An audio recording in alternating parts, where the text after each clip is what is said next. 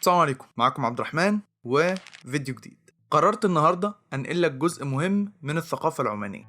لو جينا نبص كده هنلاقي ان عمان مشهوره بثلاث حاجات اساسيه: اللبس التقليدي المتمثل في الخنجر العماني والدشداشه والكمه، يجي بعده البخور العماني اللي لا يعلى عليه. لو نيجي بقى للاكل فمفيش حاجه تتفوق على الحلوى العمانيه، الاكله الاساسيه لأي مناسبة من أول زيارة الضيوف لحد الأفراح الكبيرة والمناسبات. فمن كتر ما الحلوى جزء أصيل من ثقافة عمان كان لازم أجربها وأوثق التجربة دي. فمن غير كلام كتير يلا بينا.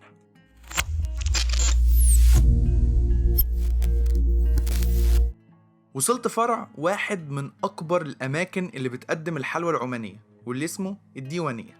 طبعا خلينا نبدأ بالحاجة اللي احنا جايين عشانها. أكتر من 7 أنواع مختلفة من الحلوى العمانية، هنجرب كل نوع فيهم اللي بتكون مكوناته مختلفة عن النوع التاني، بس المشترك بين معظم الأنواع هي المقادير الأساسية: المية والسكر والنشا اللي بيتقلبوا مع بعض كويس جدا. ممكن تضيف عسل أو حاجات تانية زي المكسرات والزعفران أو الهيل أو مية الورد. هتلاقي إن حتى أنواع الحلوى بتختلف كمان في اللون والقوام.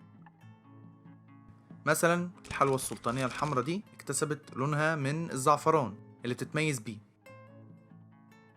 وممكن بقى تضيف مكونات تانية زيادة زي التين اللي بيديها لون مميز وطعم تحفة مع المكسرات.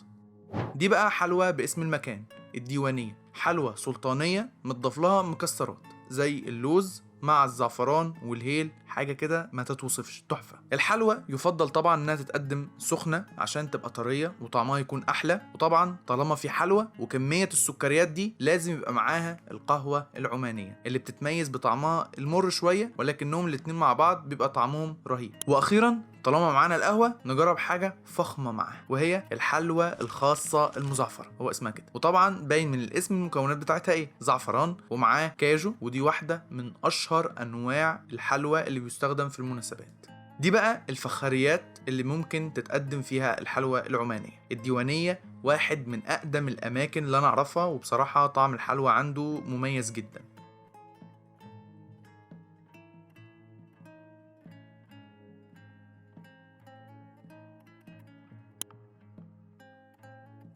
وطبعا الخنجر العماني لازم يكون له نصيب ويكون موجود في مكان زي ده. وانا بصور بقى لقيت الموظف طلب مني نعمل معاه مقابله. انترفيو شورت انترفيو. اوكي.